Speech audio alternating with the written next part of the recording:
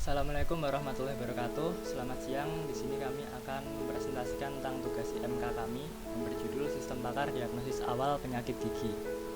Anggota kelompok kami ada saya sendiri Arifin Avisena, lalu Iqbal Lutfi, Zulfatur Rahman, Azhari, Widi Soekarno, dan Zulfatian Superti.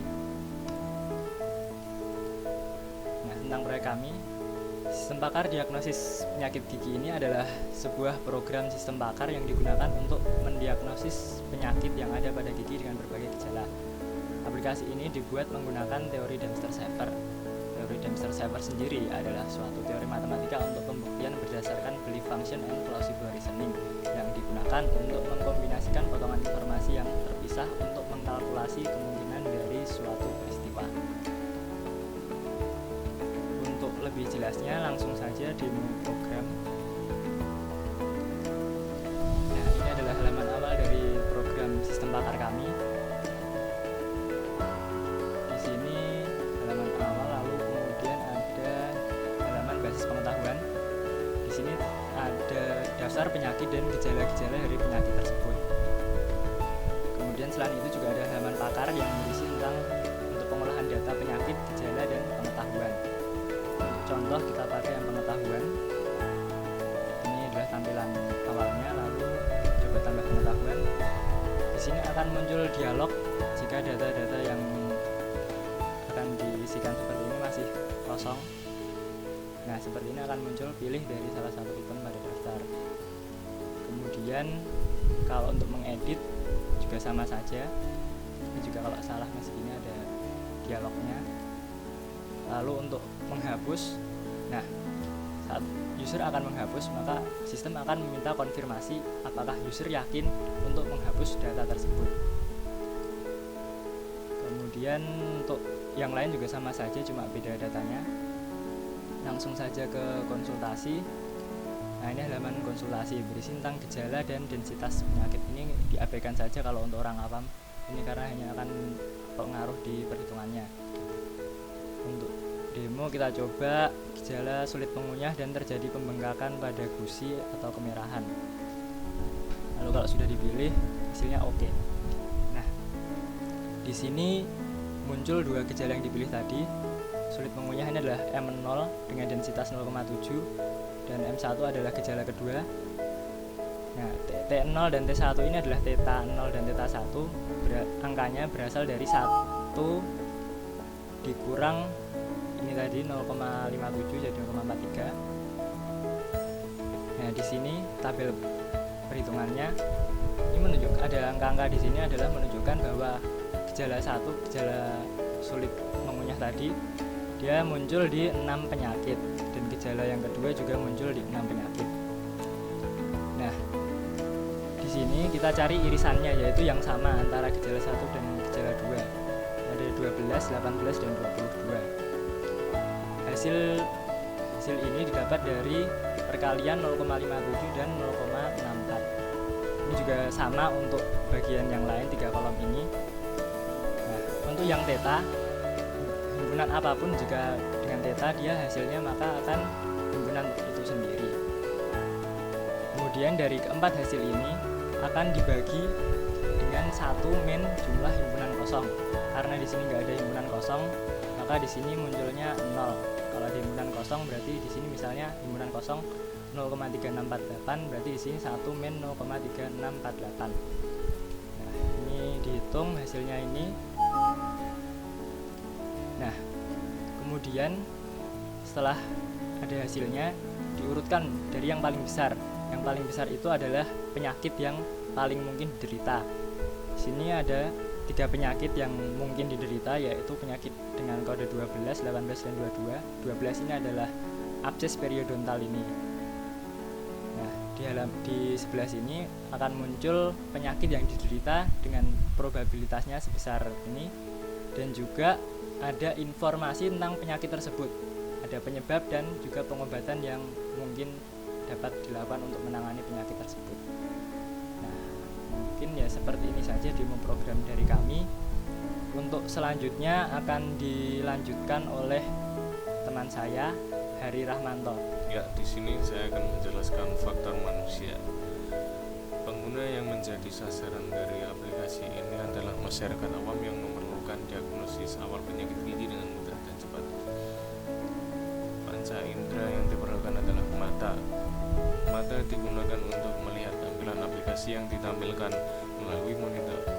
Pada aplikasi ini, mata digunakan untuk melihat daftar gejala penyakit, kemudian diteruskan ke otak untuk memproses informasi tersebut yang akan digunakan untuk pemilihan gejala. Kemudian, mata digunakan untuk melihat penyakit yang diderita serta probabilitasnya. Pada aplikasi ini, mata tidak digunakan untuk melakukan input ke komputer. Panca indera yang kedua adalah kulit. Kulit digunakan untuk menginputkan data ke aplikasi dengan cara menekan keyboard maupun mouse. Kulit juga menerima input berupa tekstur dan tanda yang ada pada keyboard dan mouse. Selanjutnya, dialog dan antarmuka. Pengguna dapat berkomunikasi dengan aplikasi dan dialog-dialog yang telah disediakan dalam aplikasi. Dialog pada aplikasi saat laporan ini dibuat belum sepenuhnya memenuhi aturan perancangan dialog. Adapun aturan dalam perancangan dialog, 1. Pegang teguh konsistensi. Secara umum, dialog pada aplikasi ini telah konsisten dalam susunan formulir, nama, menu, ukuran, dan bentuk ikon. 2. Sediakan shortcut bagi pengguna aktif. Belum ada shortcut untuk penghematan waktu dalam pengguna aplikasi ini.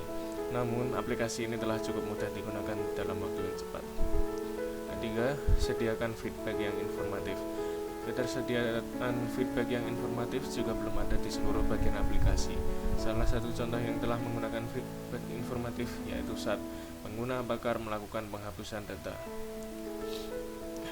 Keempat, sediakan error handling yang mudah.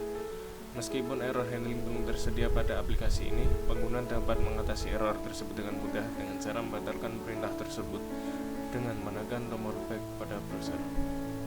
Yang kelima, izinkan pembatalan aksi. Pembatalan aksi belum tersedia dengan baik pada seluruh aplikasi. Contoh, bagian aplikasi yang telah menggunakan pembatalan aksi adalah apabila pengguna akan menghapus suatu data, sistem akan meminta konfirmasi terhadap aksi tersebut. Meski begitu, pengguna belum bisa membatalkan aksi seperti penambahan, pengeditan, dan penghapusan data. Keenam, sediakan fasilitas bantuan. Aplikasi ini belum menyediakan fasilitas bantuan.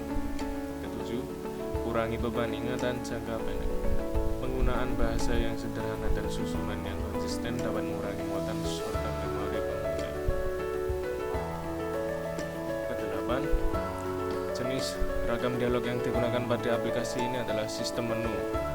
Pengguna menentukan satu dari jumlah pilihan pada daftar, kemudian menerapkan sinteks untuk mengindikasikan pilihan, menegaskan pilihan, memulai aksi, dan mengamati hasilnya. Kurang isian. Pengguna melihat suatu tampilan medan yang berhubungan satu sama lainnya. Kursor dipindahkan sepanjang medan-medan yang ada selanjutnya. Data diisikan pada medan yang dikehendaki. Antarmuka. Tampilan aplikasi ini sangat sederhana, namun nyaman dilihat dan mudah dipahami. Seperti ini adalah contoh tampilan antarmuka. Ya, ini pada bagian basis pengetahuan. Dan ini untuk feedback yang tadi. Ya, dan ini sangat sederhana sekali tampilan aplikasinya. Kemudian akan dilanjutkan oleh Mas Sulfatian Suberti. Oke, di sini saya akan melanjutkan tentang piranti interaktif. Piranti interaktif yang digunakan untuk menjalankan aplikasi ini antara lain yang pertama input device. Input device juga ada keyboard. Keyboard ini aplikasi ini menggunakan keyboard untuk melakukan input teks seperti ada penginputan data. Kedua, mouse digunakan sebagai input device penuding dan pengambil saat aplikasi diakses melalui desktop maupun laptop. Dan juga touchscreen. Touchscreen digunakan untuk melakukan penginputan apabila aplikasi diakses melalui smartphone. Yang kedua adalah output device. Output device seperti monitor. Monitor digunakan untuk menampilkan output dari aplikasi berupa gambar dan teks. Faktor ergonomis. Keamanan. Aplikasi ini aman untuk digunakan karena secara penggunaan sama seperti menggunakan aplikasi komputer lain. Sistem pakar ini memberikan solusi yang aman untuk dilakukan penggunaan apabila penyakit tidak semestinya ditangani oleh orang awam, maka aplikasi ini akan menyarankan pengguna untuk segera menghubungi pakar atau dokter gigi untuk penanganan lebih lanjut. Selanjutnya akan dijelaskan oleh rekan saya, Iqbal Lutfi. Ya, sekarang saya akan menjelaskan tentang evaluasi. Aplikasi ini telah dapat berfungsi dengan baik untuk diagnosis awal penyakit gigi.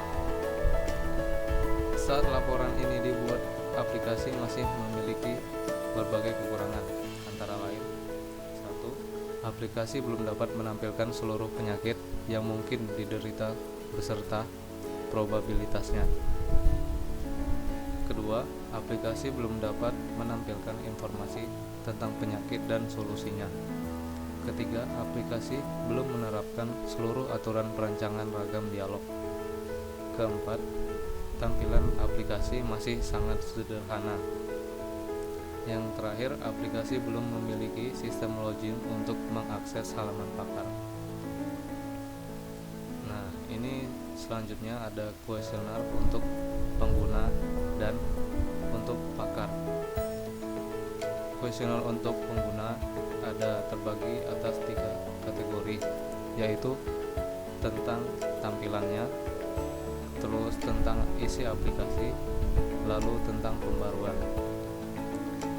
Kuesioner untuk pakar juga sama, dibagi atas 3 kategori, yaitu tentang tampilan, tentang isi aplikasi, dan tentang pembaruan. Ya, sekian dari presentasi kelompok kita.